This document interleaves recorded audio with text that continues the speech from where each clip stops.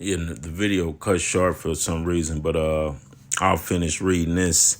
It says, verse 17. It says, when they went upon their four sides.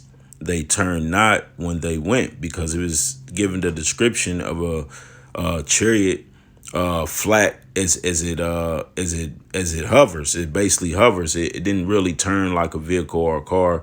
It just moved. It didn't like tilt one way, tilt another way. It just moved. It turned not as it went, like a vehicle. It says, as for the rings, they were so high that they were dreadful, and their rings were full of eyes round about them four. So what he's basically explaining is what we see right here. The rings that he's talking about is the lights that's going around the chariot, right? He's basically talking about the rings. He said they were dreadful because, these, it's easier to look at these images, but if you was to see something like this hover over you, or right next to you, you look in the skies and you see this, it'd be dreadful to look at, man. It'd literally be like, man, some people see these things, or they're faint, man. You'll drop dead, man, of fear, of shock, astonishment. If you see something like this in real time, man, just imagine what Ezekiel seen. And as a prophet, he described it the best way he could. He knew how to describe what he was seeing. He said he seen a wheel with inside a wheel. It says it turned not as it went. It says it was had rings round about.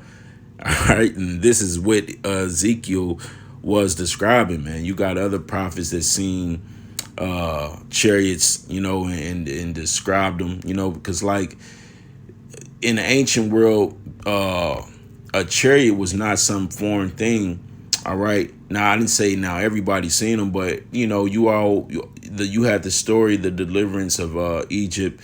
You had our people that knew chariots was a common thing. Even in slave movies, you had our people singing "Swing Low, Sweet Chariot" to come and carry me home, because it was not a foreign thing to know that these vehicles of the Most High did exist. All right.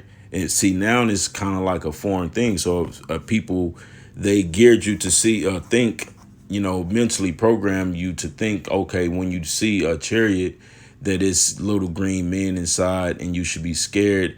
And most people are going to be looking to shoot at the chariots, but it's just going to really, you be wasting ammo by shooting at a chariot, man. There's nothing you can do to against a chariot, and Esau knows that. That's why he's trying to mimic the chariots, man. He got different stuff in his military, his arsenal, that can mimic chariots, his stealth fighter jets, his pt2 bombers, all these different things that he's got, because the scriptures speak about a war in heaven. Right. And that's what it's basically talking about. It's talking about the devil and his angels and against the Most High and his angels. But it's talking about this current military against the chariots of the Lord, when the Lord sends his son to make his second coming. All right. So with that, I brought this out. This lesson has been edifying. Until the next time, Shalom.